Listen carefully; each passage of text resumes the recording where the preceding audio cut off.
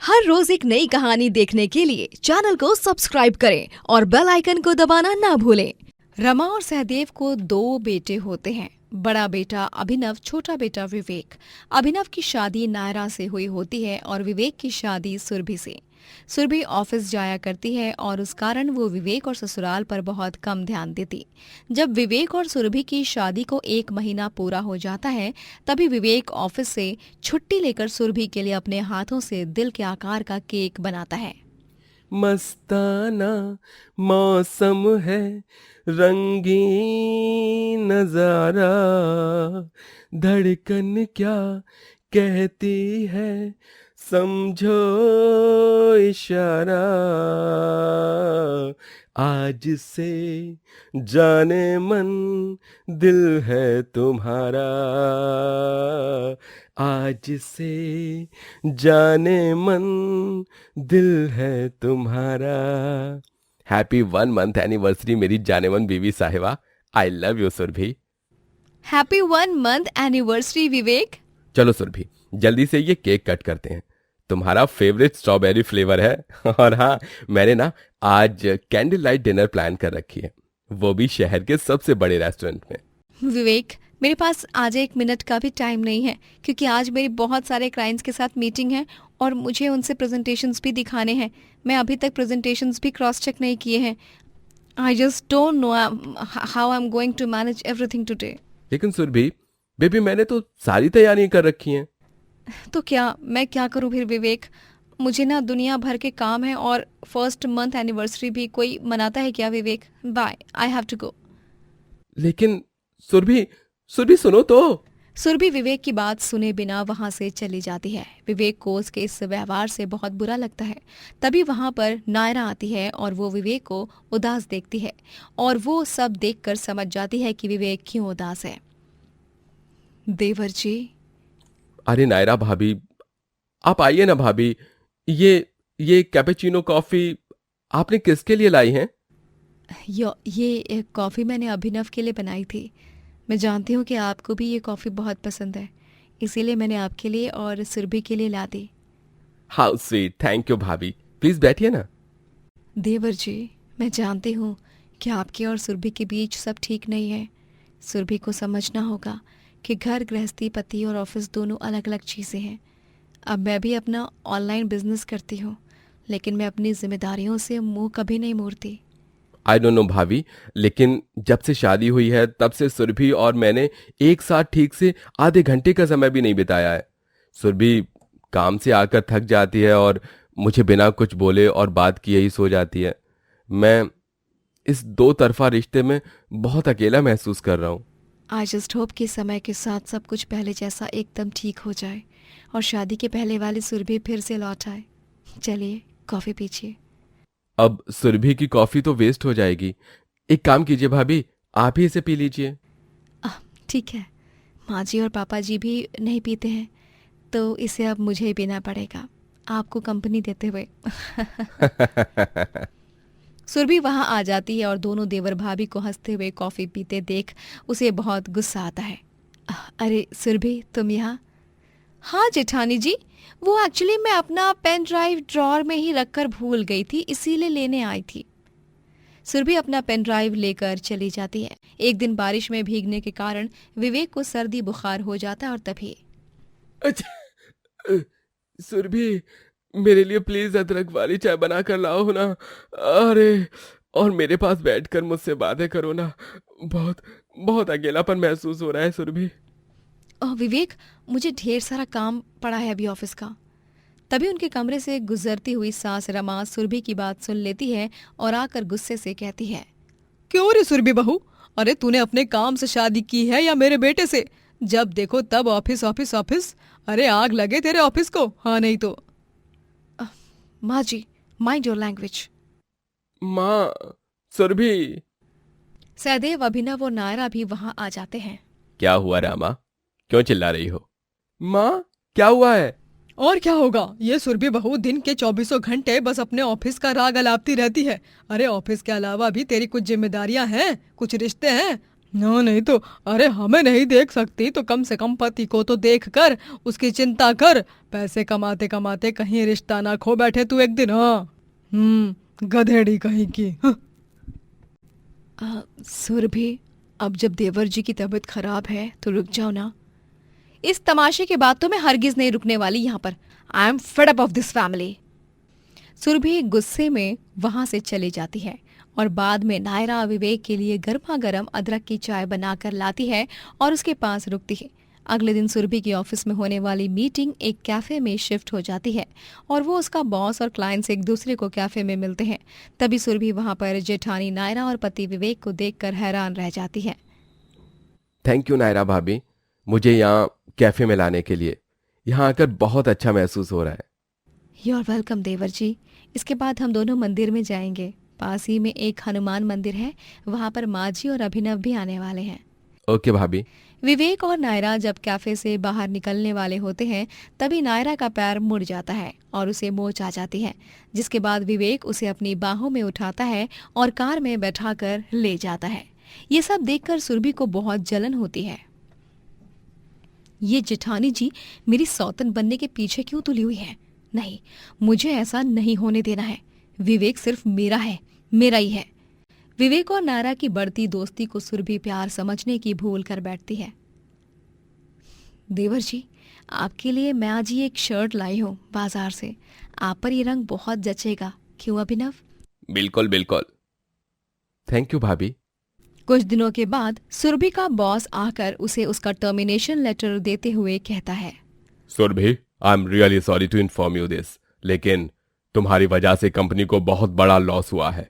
तुमने एक नहीं बल्कि 5 इंटरनेशनल क्लाइंट्स लूज किए हैं, जिस कारण मैं तुम्हें अभी के अभी टर्मिनेट कर रहा हूँ जॉब से। लेकिन सर मेरी बात तो सुनिए सर। सुरभि जब घर पहुंचती है तभी वो देखती है कि घर पर कोई नहीं है और विवेक और नायरा एक दूसरे को खाना खिला रहे हैं। ये लीजिए देवर जी, अच्छा बनाया ना खाना? हाँ भाभी, यू आर अमेजिंग। लीजिए ना, आप भी खाइए। नायरा और विवेक को एक साथ देखकर सुरभि को अपनी गलतियों का एहसास हो जाता है और जब वो अपनी आंखें मलकर देखती है तो उसे दिखाई देता है कि उसने अभी अभी जो देखा वो एक सपना था। असल में तो सब सो गए हैं, बस अकेला विवेक ही जाग रहा है और हॉल एरिया में बैठकर अपनी और सुरभि की शादी की फोटो एल्बम देख रहा होता है। विवेक, मुझे माफ कर दो, मैंने तुम्हें और तुम्हारे जज्बातों की कभी कद्र नहीं की। मैं काम को इतनी इम्पोर्टेंस देने लगी कि मैं भूल ही गई कि तुम मुझसे कितना प्यार करते हो। मेरा जॉब नहीं रहा, मुझे जॉब से निकाल दिया है। क्या? ऐसे कैसे? जो हुआ अच्छा ही हुआ है। अब इस धक्के से मैंने सब कुछ सीख लिया है। मैं अब एक अच्छी बीवी बनकर दिखाऊंगी, और बीवी ही नहीं, एक अच्छी बहू, एक अच्छी देवरानी, अच्छी एम्प्लॉय, सब कुछ। मुझे प्लीज माफ कर दो Vivek. I love you. I love you too Surabhi. और इस तरह आखिर में सुरभि और विवेक एक हो ही जाते हैं और सुरभि अपने पति को समय देने लगती है और घर गृहस्थी को ठीक से संभालने लगती है। वहीं थोड़े दिनों बाद उसे एक अच्छे जॉब की अपॉर्चुनिटी आती है और वो जॉब ज्वाइन कर लेती है, लेकिन इस बार वो जॉब के साथ साथ अपनी जिम्मेदारियां भी बखूबी निभाती है और किसी को ठेस नहीं पहुंचाती है। उर्मिला अपने छोटे बेटे मुन्ना के साथ रहती है। उसका पति मनोज शराबी होता है और वो बार बार शराब पीकर आता और उर्मिला को मार पीट कर उससे पैसे लेकर जाता। उर्मिला बेचारी घरों में झाड़ू पोछा और खाना बनाकर पैसे कमाया करती और अपना और अपने छोटे बेटे का पेट पालती। चल मुझे पैसे दे, वरना मैं तुझे नहीं छोड़ूंगा। मैं जानता हूँ कल ही तेरी पगार आई हुई होगी। चले जाओ यहाँ से। क्यों बार बार आ जाते हो मुझे तकलीफ देने? मैंने क्या बिगाड़ा है तुम्हारा? खुद तो शराब पी पी कर अपनी जिंदगी बर्बाद ही कर रहे हो, साथ ही दूसरों को भी चैन से जीने नहीं दे रहे हो। अरे ज्यादा जुबान मत चला, समझी ना तू, वरना मैं तुझे। तभी मनोज गुस्से में उर्मिला को एक फूलदान से मारता है और उसे सर पर चोट आती है। आह, मेरा सर! मनोज, तुम्हारा दिमाग खराब हो गया है क्या? अरे क्यों चैन से जीने नहीं देते हो हम दोनों माँ बेटे को? मुझे पैसे दे और जाने दे मुझे। रुक, तू मुझे पैसे नहीं देगी, मुझे पता है, मुझे ही लेने होंगे। मनोज गुस्से में सारा सामान यहाँ से वहाँ फेंकने लगता है और उर्मिला की अलमारी में रखे हुए पैसे और गहने लेकर चला जाता है। उर्मिला चीखती चिल्लाती है लेकिन वो नहीं रुकता और चला जाता है। रुको, मेरे पैसे, रुको, मुझे मेरे पैसे वापस लौटा दो, रुको, मेरे गहने और पैसे, मेरी मेहनत की कमाई। माँ, माँ मत रो माँ, माँ मैं हूं ना माँ, बस माँ, अब मत रो माँ। बेचारी उर्मिला मनोज के दबाव में दबती रहती। अब मनोज ने उर्मिला की सारी जमा पूंजी ले ली थी। एक दिन जब वो काम पर जाती है तभी उस घर पर ताला होता है। तभी उर्मिला पड़ोसी को पूछती है, काका, वो मैडम कहाँ चली गई अचानक से? उन्होंने कुछ बताया भी नहीं था। कहीं किसी मंदिर या किसी जरूरी काम से गई है क्या? अरे बिटिया, तुम्हें पता नहीं है क्या? सुमित्रा और उसका पूरा परिवार अब हमेशा हमेशा के लिए मनाली चला गया है। वो देवेंद्र का तबादला हुआ है ना, इसलिए अब वो लोग कभी वापस नहीं आएंगे यहाँ पर। लेकिन ऐसे कैसे काका? मेरे पूरे 3 महीने की तनख्वाह बाकी है, उन्होंने दी ही नहीं है। अब मैं क्या करूंगी? हे भगवान। काका, काका, आपके पास फोन है, फोन नंबर है उनका, क्या आप मुझे फोन लगाकर दे सकते हैं उनको? हाँ हाँ बिटिया, मेरे पास फोन नंबर है, लेकिन वो नंबर अब बंद हो गया होगा। वो सुमित्रा कह रही थी कि वो नंबर भी चेंज करने वाली है। क्या? अरे नहीं। उर्मिला के 3 महीनों की मेहनत की कमाई अब उसे कभी मिलने नहीं वाली थी। वो अपने पास जितने थोड़े बहुत पैसे होते हैं उनसे अपना खर्च निकाल लेती है, लेकिन 1 हफ्ते बाद जब वो किराया समय पर नहीं दे पाती तभी उसे घर मालिक घर से निकाल देता है और वो अब रास्ते पर आ जाती है। उसे कहीं से खबर मिलती है कि मनोज का एक्सीडेंट में देहांत हो गया है और उसने उर्मिला के सारे पैसे शराब और जुए में उड़ा दिए हैं। अब मैं कहाँ जाऊं? कोई जरिया, कोई सहारा भी नहीं है मेरा इस दुनिया में। मुन्ना बेटा, अब हम दोनों एकदम लाचार हो चुके हैं। चिंता मत करो माँ, आप ही तो कहती हो ना कि भगवान जी सब कुछ ठीक कर देंगे। फिर देखना, भगवान जी सच में सब कुछ ठीक कर ही देंगे। बस हमें हिम्मत और हौसला रखना होगा माँ। हाँ मुन्ना, हमारा इस दुनिया में कोई नहीं है, लेकिन भगवान जरूर है और मैं जानती हूँ कि अगर उन्होंने चोंच दी है तो चारा भी वही देंगे। उर्मिला और मुन्ना दोनों उस रात तो फुटपाथ पर ही सो जाते हैं, लेकिन रात के 1 बजे अचानक से तेज और धुआंधार बारिश आ जाती है और वो दोनों पूरी तरह भीग जाते हैं, जिस कारण मुन्ना को अगले दिन तेज बुखार भी आ जाता है। उर्मिला उसे सरकारी अस्पताल में ले जाती है और इंजेक्शन लेने के बाद उसे थोड़ी राहत मिलती है। मुन्ना बेटा, तुम्हें ठीक लग रहा है ना मुन्ना? नहीं माँ, ठीक तभी लगेगा जब मैं कुछ खाऊंगा। मुझे बहुत जोरों की भूख लगी है माँ। लेकिन बेटा, अभी मेरे पास तो इतने पैसे हैं नहीं। चलो देखते हैं, मंदिर में हमें थोड़ा प्रसाद मिल जाए तो बहुत अच्छा होगा। उर्मिला और मुन्ना दोनों मंदिर जाते हैं और वहाँ प्रसाद मांगते हैं। तभी मंदिर का रखवाला उन्हें देखकर घिन करता है। अरे जाओ जाओ, दूर हो जाओ मंदिर के द्वार से। तुम्हारे कपड़े और तुम्हारा हुलिया देखो, पता नहीं किस गटर की नाली से आए हो। हाँ, तुम जैसे गंदे और अपवित्र लोगों के लिए यहाँ कोई जगह नहीं है। तुम्हें कोई प्रसाद वगैरह कुछ नहीं मिलने वाला यहाँ पे। चल जाओ यहाँ से, चलो।